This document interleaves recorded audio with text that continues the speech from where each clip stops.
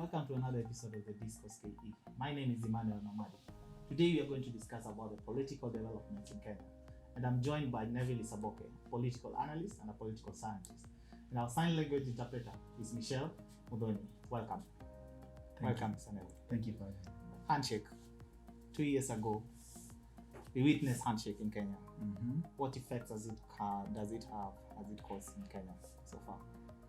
The handshake, as we have seen with the recent political developments, has caused more disunity than unity as it was intended in the first place, because the proponents of it, who are the president, Uhuru Kenyatta and Raila Odinga, they have systematically sidelined the deputy president from the government, and the supporters of the deputy president feel that their leader, who they look up to, has been left out in very important government deals and the operations of the government. So the handshake has, in my opinion, caused more discord than the much needed unity. Yes, we've seen more simmering action between the deputy president and the president. And even we saw the other day in the National Prayer Day how it all went. The president just finished and spoke, and then he walked away from it. Do you think this is something that can be cured?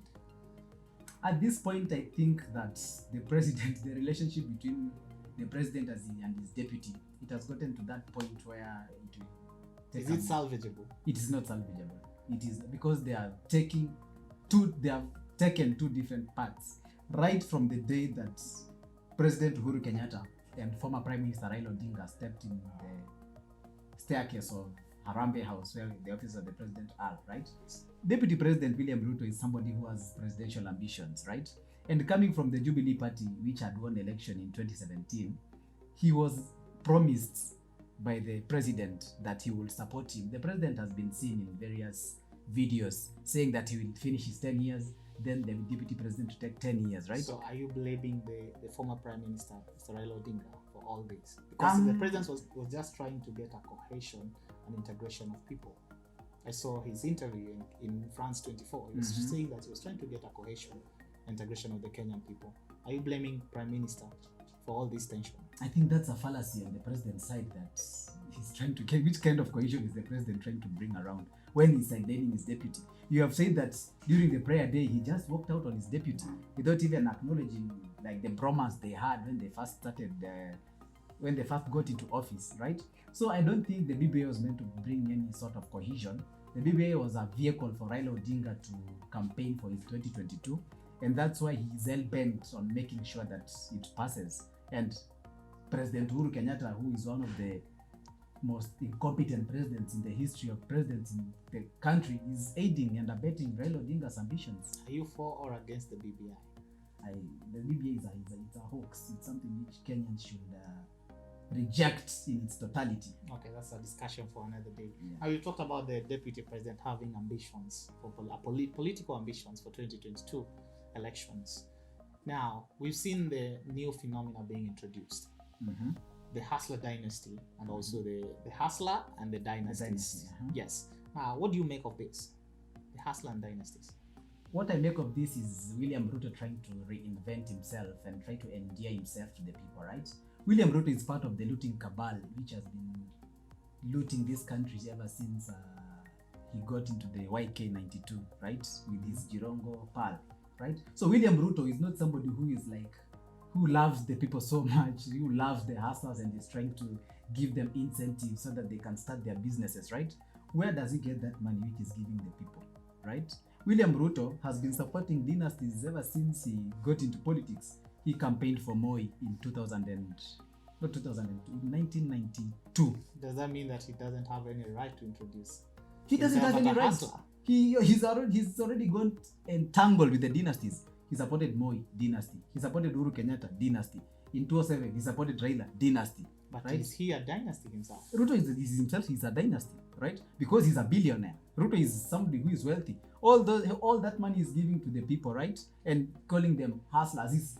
Do you justify dynasty by the amount of money, because you just called him a billionaire? Yeah, by the amount of money, because when you have money in Kenya, you can buy power. You cannot have power in Kenya without having money, right? That's why he's pitching the hustlers against the dynasties, and the hustlers in this case are the normal Bwananchi, right? Because from what I get is that the deputy is trying to pitch the hustler dynasty, depending with the history. Talking of the dynasties, for him it's about history, from where we all began, from Jomo Kenyatta and the Kenyatta, from Jaramogi Oginga Odinga and the Odingas. Now that forms a dynasty from the history, not really about the money. So what do you make of that? What I make of that is that, he's trying to sell a narrative, right? Because he cannot campaign on the development issues that they've done, right? Because that Jubilee over the past 10 years, the legacies that they have put forth is just looting, extrajudicial killings. They have done all sorts of evil things, right? So Ruto does not have a platform of campaigning based on the developments they've done. So trying to now reinvent himself and try to sell himself to the Kenyans, because in Kenya it's all about perception and narratives, right? So he has come with this hustler type of politics to sell to the people and try to tell them that, look, I'm one of you, right? I'm a hustler also. I'm not from the Kenyatta or Odinga or Moi family. I am Ruto. I don't have a political godfather, right?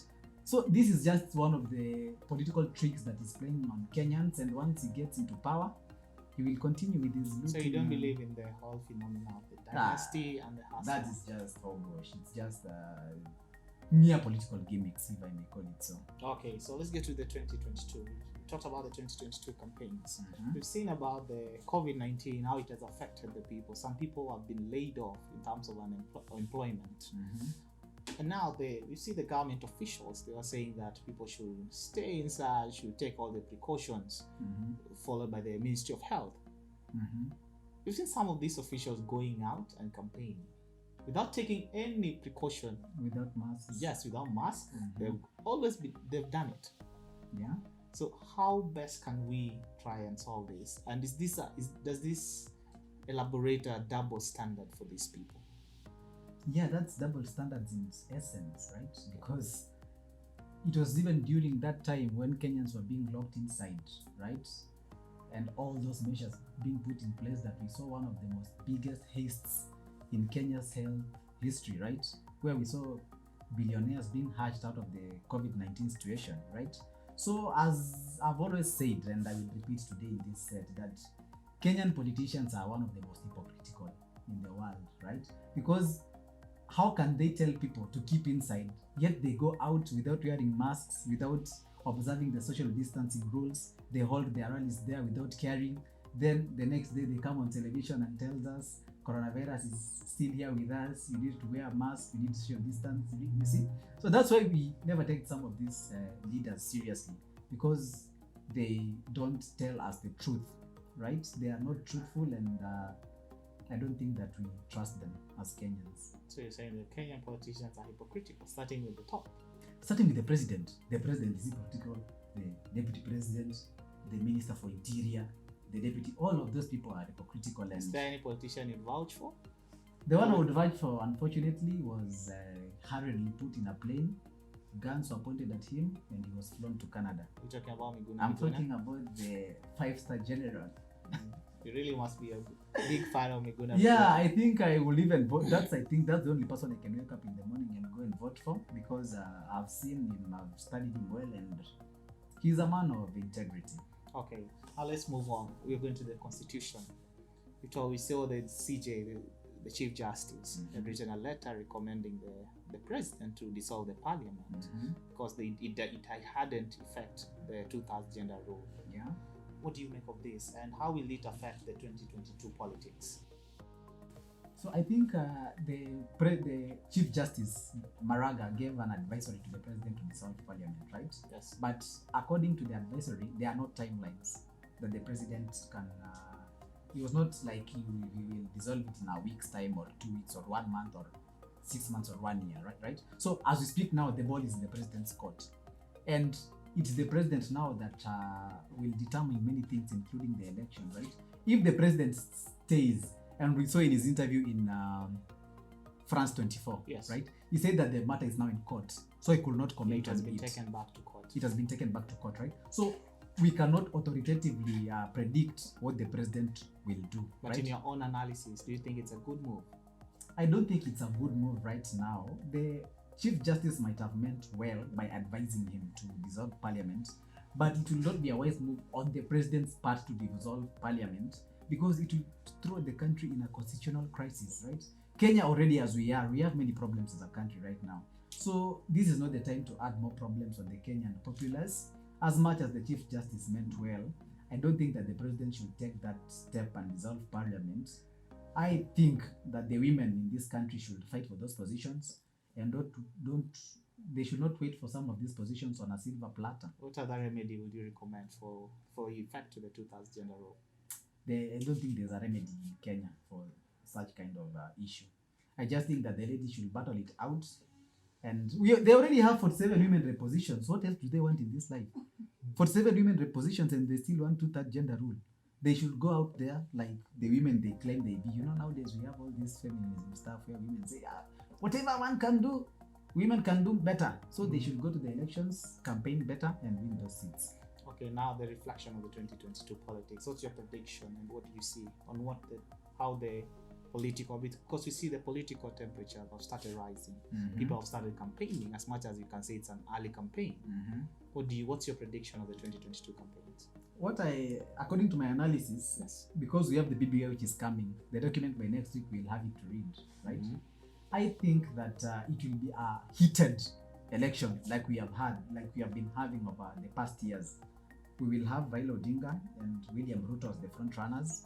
And this will also be determined by the BBI. If at all BBI passes, it will change the whole dynamics, right? Because we will have the prime minister, the deputy prime ministers, maybe the 8-tier system of government, and that will change the whole dynamics. But if we were to go with the same constitution that we have ahead of the 2022 politics, we will have a two-horse race between Raila Odinga and William Ruto. And if the system, as we know, it supports Raila Odinga, William Ruto will lose, he will form the opposition, and Raila Odinga will be the president, and his dream will be accomplished. But I don't think he'll be able to govern, because it will be the push and pull back and forth that we have been having as a country. It's a lot about the prediction. Neville Isaboke, thank you so much for coming to the show. Thank you for having me today, Mamadi. Thank you so much. We're coming you from Ukombozi Library.